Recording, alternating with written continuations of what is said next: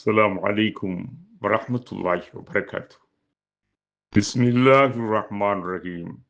பண்பு நிறை அன்பர்களே, பாசமிகு சகோதரிகளே, ஏக இறைவனாம் அல்லாஹுவின் அன்பு மருளும் சாந்தியும் சமாதானமும் உங்கள் மீது சதா காலமும் பொழியட்டும். இந்த புனித ரமலான் மாதத்திய அமைதிமயமான சகர் நேரம், இறைவன் முதல் வானத்திற்கு இறங்கி வந்து அடியார்களை நோக்கி அருள் புரிவது பற்றிய அறைகூவல் விடுக்கும் நேரம்.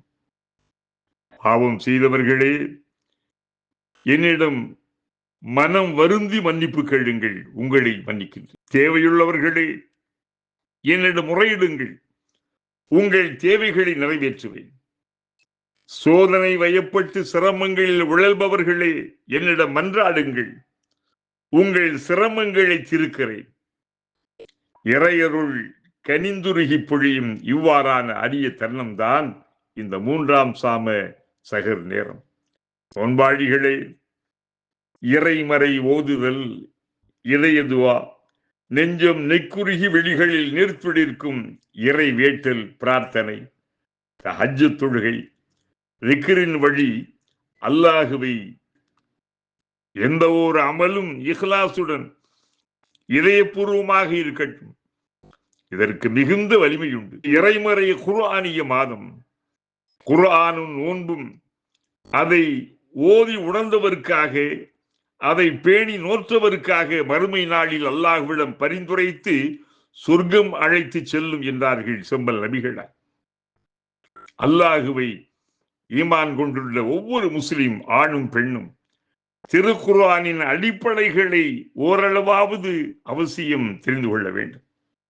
அதில் மிக முக்கியமான ஒன்று, அருள்மறை அல் குர்ஆனுக்கு இறை நம்பிக்கையாளர்கள் ஆற்ற வேண்டிய 5 கடமைகள் இருக்கின்றன. ஒன்று, பிழையற முறையாக ஓத தெரிதல், ஓதுதல். 2, தெளிவான அர்த்தத்துடன் விளங்குதல்.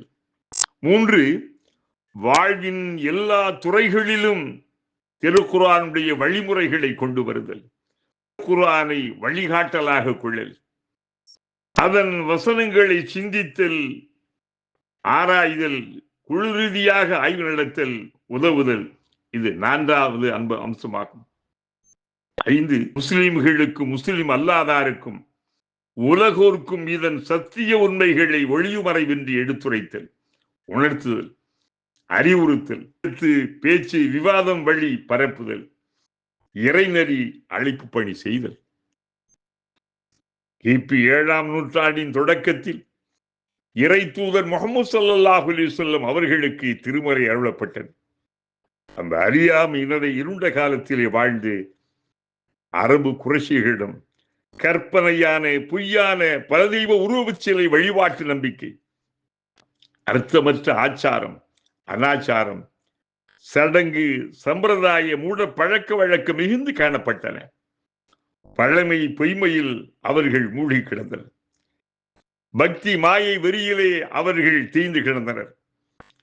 அந்த மக்காவின் ஏகத்துவ முதல் இறை ஆலயமாம் கஅபாவில் 360 சிலைகள் பெயர் குறிப்பிடப்பட்டு தெய்வங்களாக நம்பிக்கை கொண்டு பூஜிக்கப்பட்டன, வழிபாடு செய்யப்பட்டன. அவை பற்றிய கடுமையான எச்சரிக்கை இறை மறையின் பல வசனங்களில் பளிச்சிட காணலாம். காய்தல் உவத்தலின்றி பேச கேட்கலாம். கொள்கைக்கு எதிரான அந்த அரபு குறைஷிகளது தவறான தெய்வ நம்பிக்கை, பிழையான வழிபாடு, மூட நம்பிக்கை, சடங்குகள், அர்த்தமற்றவை, பகுத்தறிவு ஏற்காதவை என அறிவுறுத்தி எச்சரித்து, இறைவன் ஒருவனே, அவன் அல்லாஹ் மட்டுமே என்று பகிரங்கமாக இறைமறையின் பல வசனங்கள் சத்திய உண்மைகளை முழக்கம் செய்கின்றன. ஒரே கடவுள் கொள்கையை ஒளிவு மறைவின்றி இறைமறை எடுத்துரைத்து அவர்களது அறியாமையை சாடி எவரும் கண்டிராதே ஏக இறைவனை எண்ணியபடியெல்லாம் வடிவங்களில் வடித்து குறைபடுத்துவோரின் தவறான போக்கை இடித்துரைத்து அறிவுள்ள மனிதர்களை சிந்திக்க வைக்கின்றது திருமறை. சிந்தித்தனர், மனம் மாறினர், தங்களின் தவறான மதத்தை மாற்றிக் கொண்டனர், உலகின் முன்னோடிகளாகின்றனர். இறை அன்புக்குரியோராகி போகின்றனர். அவர்களை புரிந்து கொண்டார். ஆம், இந்த உண்மைகள் தான் இருக்கின்றன. இன்னும் சொல்ல வேண்டும் என்றால், இறைமறை குர்ஆன் எல்லோராலும் புரிந்து கொள்ளப்படும். அந்த எளிய விளக்கம் தான் இறைமறையினுடைய அடிப்படை. திருக்குர்ஆன் ஆகிய இந்த இறைமறை எல்லா காலத்திற்கும் மனிதர்கள் யாவருக்கும் எளிதாக புரியும் தெளிவான விளக்கமாகவும் நேர் வழிகாட்டலாகவும் அமைந்திருக்கிறது. இறையச்ச மிக்கோருக்கு இது அறிவார்ந்த பயன் நல்கும் நல்லுரையாகவும் இருக்கிறது. 3வது அத்தியாயம் 138வது வசனம். மனிதர்கள் தம்மை செம்மைப்படுத்தி திருக்குர்ஆனை ஓதுவதற்கும் படிப்பதற்கும் அறியவும் புரியவும் ஆராயவும் சிந்திக்க செயல்படுத்த பிறருக்கு எடுத்து சொல்லவும் நிச்சயமாக நாம் மிக எளிதானதாக அமைத்து அருளி இருக்கின்றோம். இந்த இறைமறை வழி நல்லுணர்வு பெற்றிடும் பாக்கியவான் இருக்கின்றனரா? உண்மை மெய்ப்பொருளை தொடுவர் எவரும் உண்டா? 54வது அத்தியாயம் 17வது வசனம். தூதரே, பகுத்தறிவை பயன்படுத்தி சிந்திக்க துணியும் மனிதர்கள் எந்த அறிவு, ஞானம், சத்திய பாதை, உண்மை மெய்ப்பொருளை தேடுகின்றனரோ அவை பற்றிய ஒவ்வொன்றையும் தெள்ள தெளிவாக எளிய முறையில் புரியும்படியான விளக்கம் தரக்கூடியதாக இத்திருமறையை உமக்கு நாம் இறக்கி அருளி இருக்கின்றோம். இதற்கு பின் வேறு எந்த வழிகாட்டல் வேதமும் தேவைப்படா வண்ணம் நிறைவானதாக இதை அமைத்திருக்கிறோம். மேலும் இது மனித நெஞ்சங்களுக்கு சரியான நேர்வழியாகவும் அனைத்து மாந்தரின் அமைதிமயமான அறிவார்ந்த அழகிய நலம்பயக்கும் நல்வாழ்வு, அறிவு, ஆன்மீக பண்பாடுகளின் இறையருள் கொடையாகவும் இறைவனுக்கு அடிபணிந்து வாழும் நல்லடியார்களுக்கு நற்செய்தியாகவும் இது இருக்கின்றது. 19வது அத்தியாயம் 89வது வசனம்.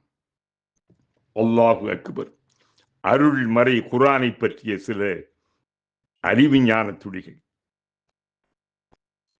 நவைத்து சௌமகதின் அன் அதாய் ஃபர்லி ரமலான ஹாதிஹி சனதி லில்லாஹி தஆலா.